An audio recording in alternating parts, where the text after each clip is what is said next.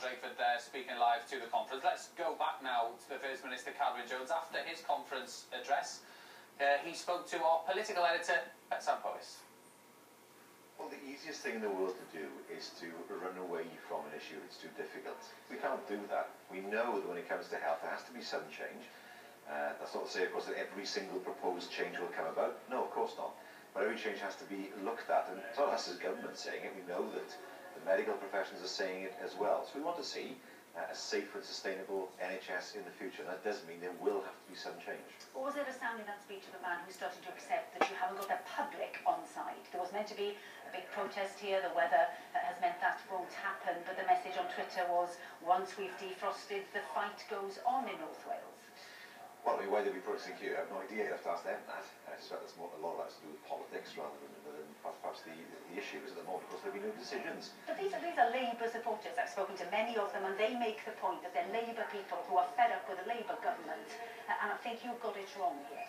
Well, it's not good enough for people to say things just exactly as they are, when quite often doctors are saying they can't stay that way. What should we let services fall apart? We're not going to do that, as simple as that.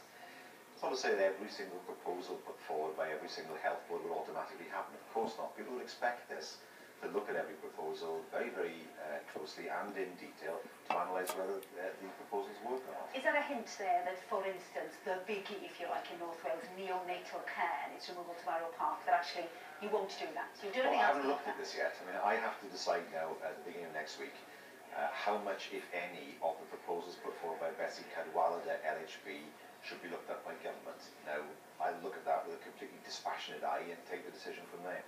But you were anything but dispassionate, if I might say, just a few minutes ago, giving that speech. You were very personal, a very personal section on your family's need for the health service over the years. Why now? I've not heard it from you before. Why not? I think sometimes you have to remind people of your journey in politics, and I wanted to do that today. The reality is, I know that there are people who are very exercised about some of the changes that are proposed, but you can't keep a service going if the medics aren't there to keep it going. And that's worse. We have a situation then, as you see in England, where services are collapsing at random. You never know what's going to happen next, and that's not the way to run a health service. But I think it's right now and again to remind people of the journey I had, because I know that it's similar to the journey that so many other people have as well. Is it a danger in using the personal card? You know, you can't argue with a man who says, well, my wife suffered from cancer, fought it thanks to the NHS. What could I possibly do to hurt the NHS? There's always a danger in that, isn't there? What would I do to hurt the NHS? I mean, that would suggest that I had some kind of agenda to do the NHS down, which is far from the case. There are others and other parties who have that agenda, of course. But from my point of view, what I want to see is an NHS that is safe and sustainable in the future. That may mean that some difficult decisions have to be taken, but better that than running away and accepting that some parts of the health service won't be safe in the future. I think that's the worst possible thing that any politician could do. So if there are those who are watching over in Flint who couldn't be here and are hoping, and others along the coast, that there was a coded hint there that neonatal care might be safe in North Wales after all, but that's not what they were hearing. There's no decision yet. There's no way of knowing one way or the other. I think that's the thing I have to remember. I don't go into this with any preconceptions at all. One thing I have said in public, which I'll reiterate now, is that we know that there are issues about relying on a unit in England that might not be there in a few years' time. And that's one issue I do have to consider, no doubt about that, and Barrow Park obviously is in that category. But I really have not come to any decision yet as to what the way forward is with neonatal. I know what the protests are. I've got to take into account the medical profession's view as well. But ultimately, it's all down to what is safe and sustainable in the long term.